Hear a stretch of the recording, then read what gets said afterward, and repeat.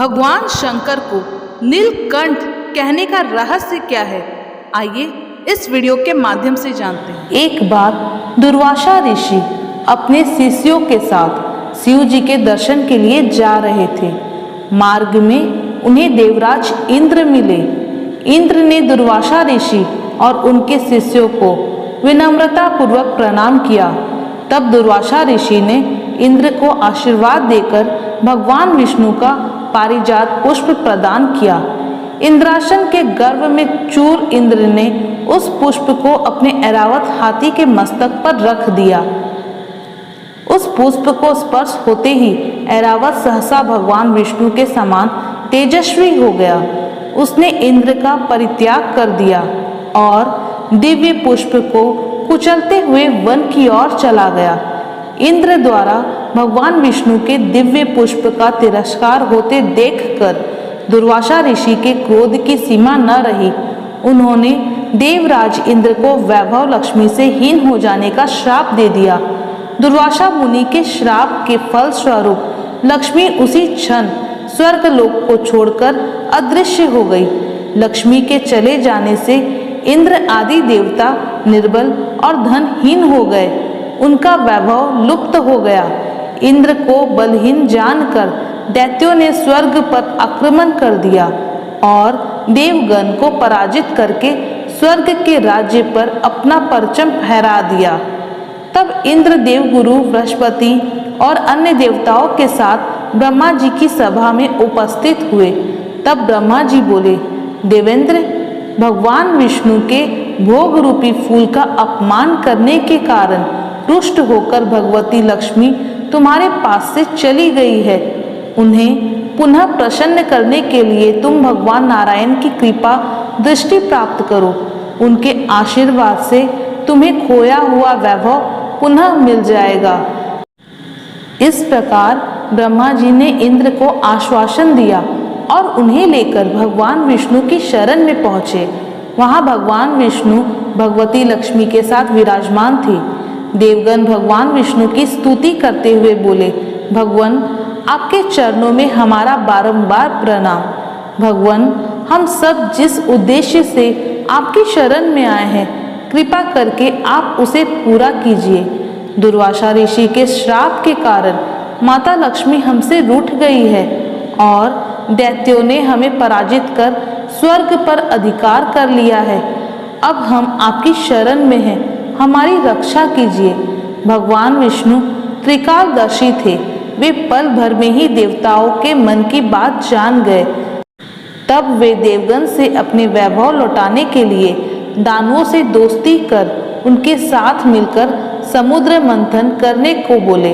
उन्होंने समुद्र की गहराइयों में छिपे अमृत के कलश और मणि रत्नों के बारे में बताया कि उसे पाने से वे सभी फिर से वैभवशाली हो जाएंगे।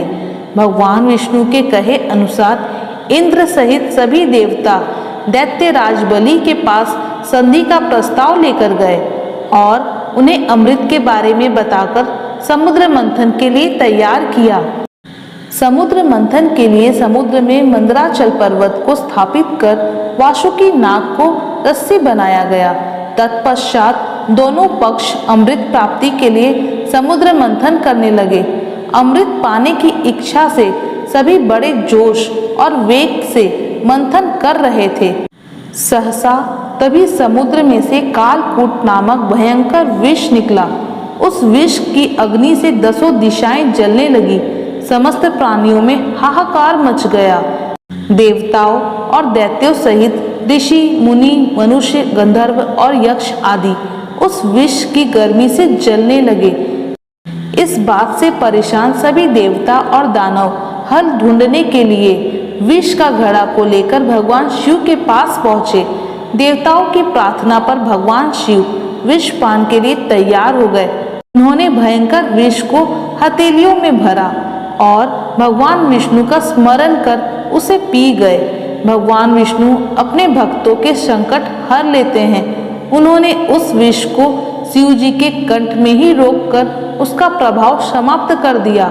विष के कारण भगवान शिव का कंठ नीला पड़ गया और वे संसार में नीलकंठ के नाम से प्रसिद्ध हुए।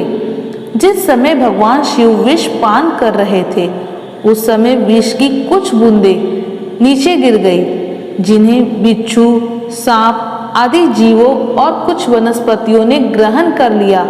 इसी विष के कारण वे विषैले हो गए। विष का प्रभाव समाप्त होने पर सभी देवगण भगवान शिव की जय जयकार करने लगे। हलाहल के बाद समुद्र में कामधेनु प्रकट हुई। वह यज्ञ, हवन आदि सामग्री उत्पन्न करने वाली थी, अतः उसे ऋषि मुनियों ने ग्रहण किया। उसके बाद उच्चश्रवा नामक 7 मुखों वाला एक अश्व निकला। वह चंद्रमा के समान श्वेत वर्ण का था। उसकी सुंदरता से प्रभावित होकर उसे दैत्यराज बलि ने ग्रहण कर लिया। समुद्र से श्वेत वर्ण का ऐरावत निकला। उसे अपना वाहन बनाने के लिए इंद्र ने ग्रहण कर लिया। इसके बाद कौस्तुभ नामक मणि प्रकट हुआ। उसे श्री विष्णु ने धारण किया। समुद्र मंथन के कल्प वृक्ष तथा अनेक सुंदर अप्सराएं भी प्रकट हुई। इनके बाद ऐश्वर्य और भोगों की देवी लक्ष्मी प्रकट हुई। वे भगवान विष्णु की नित्य शक्ति है। देवी लक्ष्मी समुद्र की पुत्री के रूप में उत्पन्न हुई थी। उन्होंने प्रकट होते ही भगवान विष्णु को वरमाला डालकर पति रूप में स्वीकार कर लिया।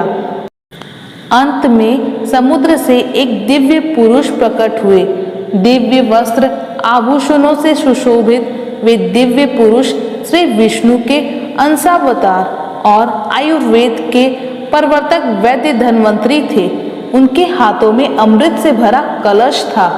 उन्हें देखकर दैत्यों ने समुद्र मंथन छोड़कर उनसे अमृत का कलश छीन लिया। तब भगवान विष्णु ने मोहिनी अवतार धारण करके देवताओं को अमृत पान करवाया। इस प्रकार सभी देवता वैभव से संपन्न होने के साथ साथ अमृत पान कर अमर हो गए। तो ये थी भगवान शंकर की नीलकंठ होने की कहानी। यदि आपको हमारी कहानी पसंद आई तो हमारे चैनल को सब्सक्राइब करिए, वीडियो को लाइक और ज़्यादा से ज़्यादा शेयर करिए। शिव की शक्ति एंड ब्लॉग। धन्यवाद।